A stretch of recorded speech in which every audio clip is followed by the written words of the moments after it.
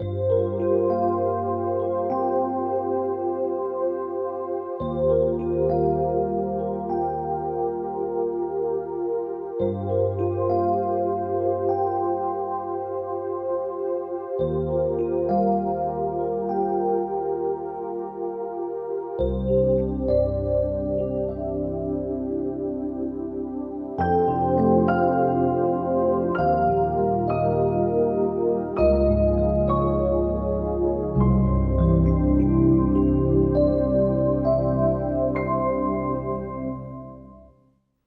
the last lesson, we spoke about the serious state or illness that besets the Catholic Church. In fact, in the words of Saint Teresa of Avila, her work, she described it as hoping it will alleviate or remove the evils that beset the Catholic Church. We have shown you in the last lesson the state of the Catholic Church from no less than the Pope in Pastore Dabo Vobis, or in the circular or book written by Joseph Cardinal Ratzinger, head of the office, Holy Office, whose duty precisely is to tell us the state, the true state of the Catholic Church. And the book simply says that the Catholic Church is in crisis. We also look at the importance of seminaries because, after all, the priests and the bishops would be coming from seminaries. And we quoted documents from the Vatican, which shows that the seminary is also in crisis. The documents, one of them from the Congregation of Catholic Education, who is in charge of regulating and supervising the curriculum of Catholic universities and of seminaries. And so, having seen the critical state of the Church and the critical state of seminaries, we are proposing in these lessons how we, each one, not the Catholic Church as a whole, but how each one of us would try to put ourselves aside so we are not influenced by this dire state. Now bear with me with some amount of patience as I prolong further the description of what ails the Catholic Church. If, for instance, you have an illness, I'm sure you would want to know exactly the extent or the seriousness of your illness. If you go to a doctor and you have fever and the doctor simply says, well, take 2 aspirins, when in truth your illness is pneumonia, well, you would be angry at this doctor for not giving you the true state of your illness. So the same thing with the church. If you ask me what's the state of the church, and out of false charity, I say, well, we have problems, but it's not so bad, I would be doing an injustice by not telling you the exact illness in the church. And so in this lesson, we would like to analyze what ails the Catholic Church and what are the solutions we can use. This illness of the Catholic Church has been happening since before. It is the same illness. The Catholic Church have had the same problem for all the years it existed, and the solution had always been the same. You remember the time around 100 after Christ, there was immediately Marcion, a bishop. He tried to mislead the Catholics, and he started one of the most violent heresies. It's the same. He didn't know all the commandments of Christ, and therefore deviated from the teachings of Christ. Arius, that seems to be really a bad tragedy that happened in the church, to the point that St. Jerome, when he woke up one day, noticed that the whole Catholic Church, he said, was Arian. Imagine, there was Arius, a monk, a Catholic monk, who started a heresy, and St. Jerome simply one day woke up and saw that most of the Catholic Church had turned into heresy, Arianism.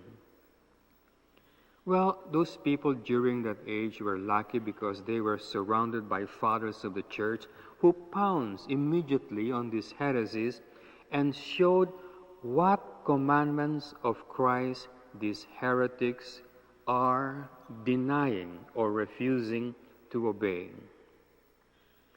The 15th century was the worst of all, to the point that the illness of the Catholic Church at the 15th century was so grievous that she had never recovered from that illness. The defects or illnesses in the Catholic Church is very simple. Let us simply look at how Christ organized His church at the beginning, in the sense that Christ trained apostles and told them, "Go to all nations, baptize." Then the instruction to teach the people all my commandments and how to do them. The apostles, in turn, train their disciples, who are the bishops and the priests, how to do it. That's the reason why our first bishops, the direct descendants of the apostles, were all holy. In fact, they are called the fathers of the church. These were the bishops that came after the apostles. And of course, the plan of Christ was the bishops would train their successors the commands of Christ and how to do them. The successors will train their successors, and so forth and so on. And that is Christ's plan on how the Catholic Church should run. But then, something went wrong. In other words, the process that Christ established seemed to have a breakdown, meaning to say, somewhere around the bishops began to be ignorant of all the commands of Christ, and they did not know how to do it. And so there is a breakdown in the process that Christ had established, to the point that so many Catholics became ignorant. Now imagine, if the bishops do not know the commands of Christ, if the priests do not know the commands of Christ, who will teach the families, the Christian families? At the beginning, it was wonderful, because when the bishops and the priests, who were the fathers of the church, taught the lay people, the father, the mother, the husband, the wife, it was the husband and the wife who were training their children. If the children were well trained, they could train their own children. And if these children again are well trained, they could train their children, and so forth and so on.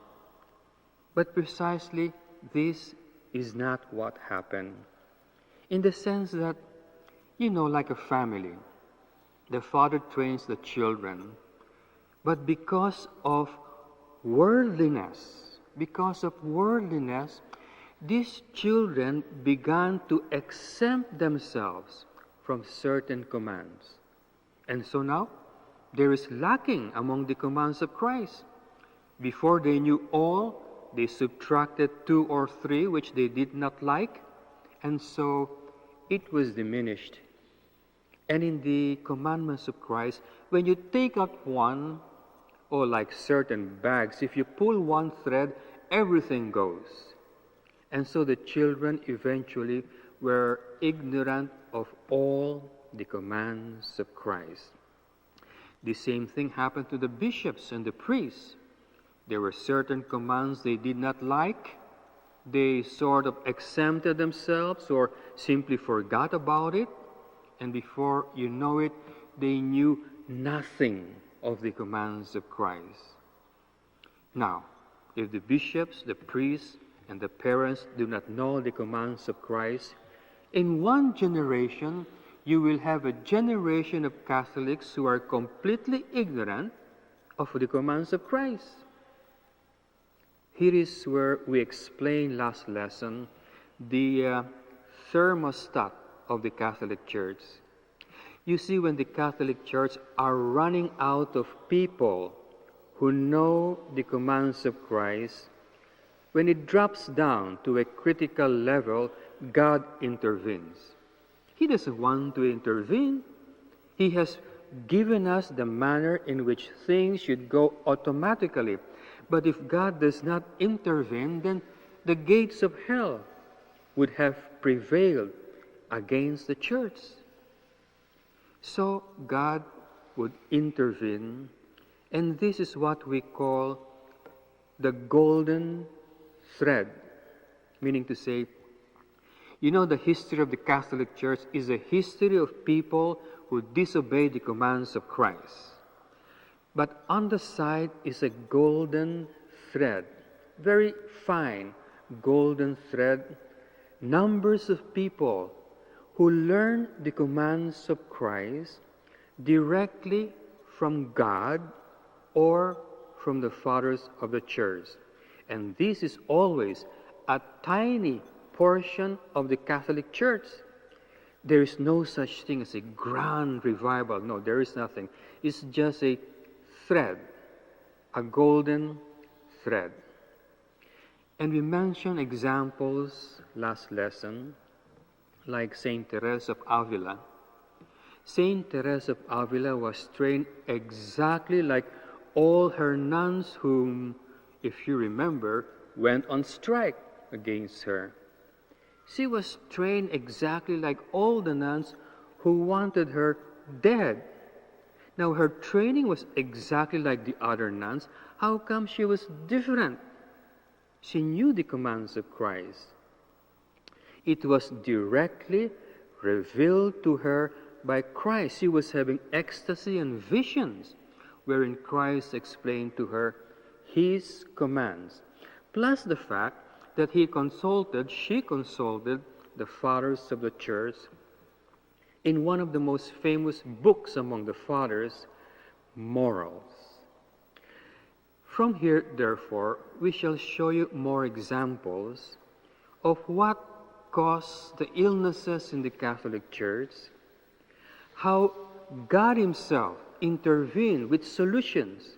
We shall describe these solutions by giving you more examples of how God directly intervenes in the Catholic Church. May the divine assistance always be with you.